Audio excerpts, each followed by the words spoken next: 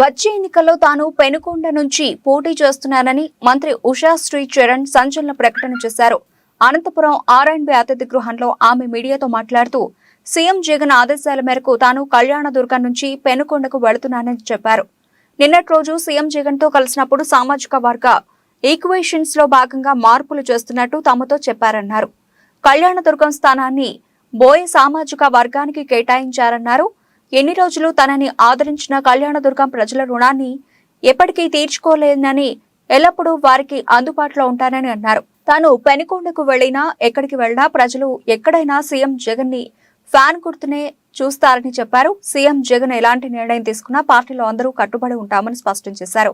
కళ్యాణదుర్గం నుండి ఎవరు పోటీ చేస్తారన్నది సీఎం జగనే 2-3 రోజుల్లో క్లారిటీ ఇస్తారన్నారు.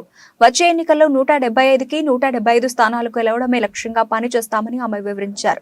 ముఖ్యమంత్రి గారి ఆదేశం మేరకు కళ్యాణదుర్గంలో వాల్మీకి సామాజిక వర్గానికి చోటు కల్పించాలి అనే ఒక నేపథ్యంలో ఈరోజు పెనుకొండలో నన్ను పోటీ చేయమని అంటున్నారు. ఖచ్చితంగా పెనుకొండ నుంచి నేను పోటీ చేస్తున్నాం. డెఫినెట్గా ఏదైతే ఈ కళ్యాణదుర్గం నియోజకవర్గంలో నా రాజకీయ ప్రస్థానం అయితే ఖచ్చితంగా కళ్యాణదుర్గంలోనే 2014లో జరిగింది. అపోజిషన్లో ఉంటూ మళ్ళీ రూలింగ్లో వచ్చి కళ్యాణదుర్గం ప్రజలందరూ కూడా భారీ మెజారిటీతో గెలిపించినారు.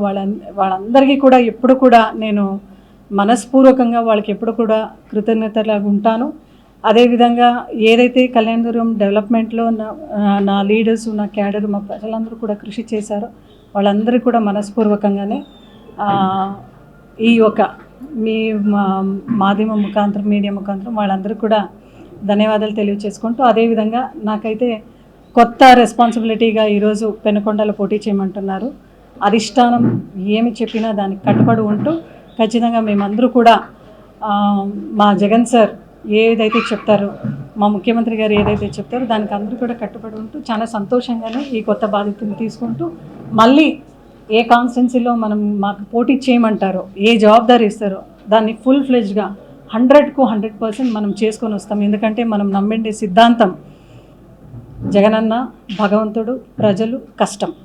ఇదే సిద్ధాంతం. ఏ కాన్స్టిట్యున్సీకి వెళ్ళినా కూడా అక్కడున్న ఒక్క కామన్ ఫ్యాక్టర్ ఏంటంటే జగనన్న. గ్రౌండ్ లెవెల్లో ప్రతి ఒక్క గడపలో కూడా ప్రతి ఒక్కరు ఎదురు చూస్తూ ఉండేది జగనన్న మళ్ళీ సీఎం కావాలి అని.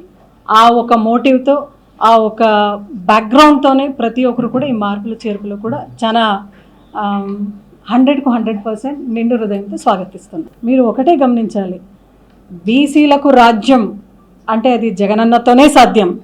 మనం చెప్పేది ఒకటే, ఈ మార్పులు చేర్పులు అయితే చాలా నిండు హృదయంతో స్వాగతిస్తున్నాము. 100% క్యాడర్ ఎక్కడున్నా కూడా మన అజెండా జగనన్న, ఫ్యాన్ గుర్తు, దేనికే పనిచేస్తాం.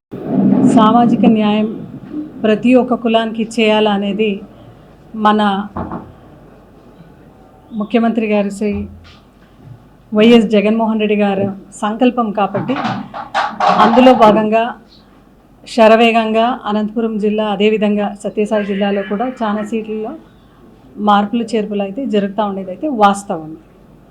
సో ఎందుకు ఇది చేసుకుంటున్నామంటే, ఒక ముఖ్యమంత్రి గారు ఎప్పుడు చెప్తుంటారు, నా బీసీ, నా ఎస్సీ, నా ఎస్టీ, నా మైనారిటీస్, ఈ ఒక సామాజికంగా పరిపూర్ణంగా ప్రతి కులానికి కూడా ఒక రిప్రజెంటేషన్ ఉండాలి. ఎక్కువగా కులాలు ఎక్కడున్నారో అక్కడ సామాజిక న్యాయం కోసం ఈరోజు ఈ మార్పులు అయితే జరుగుతున్నాయి.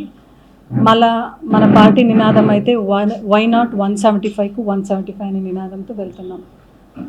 ప్రజా సంక్షేమం కొరకు, అదేవిధంగా the weaker and the downtrodden sections ఎవరైతే ఉన్నారో, ద వీకర్ సెక్షన్స్ ఎవరైతే ఉన్నారో అందరూ కూడా మళ్ళీ జగనన్నే రావాలి అని ప్రతి ఒక్కరు కోరుకుంటున్నారు. కాబట్టి ఖచ్చితంగా ఇది మన బాధ్యత. మా జగనన్న పైన, మన పైన ఉండే ఒక పెద్ద బాధ్యత ఏదంటే మళ్ళీ వెల్ఫేర్ స్కీమ్స్తో, మళ్ళీ ఈ డెవలప్మెంట్తో ఖచ్చితంగా ప్రతి కాన్స్టిట్యున్సీలో కూడా ఫుల్ ఫ్లెడ్జ్గా హైయెస్ట్ మెజారిటీతో మళ్ళీ వచ్చి వై నాట్ 175కు 175 అనే నినాదం అయితే పూర్తి చేయబోతున్నాం. కాబట్టి అందులో తప్పనిసరిగా ఈ మార్పులు చేర్పులు అయితే ఉన్నాయి.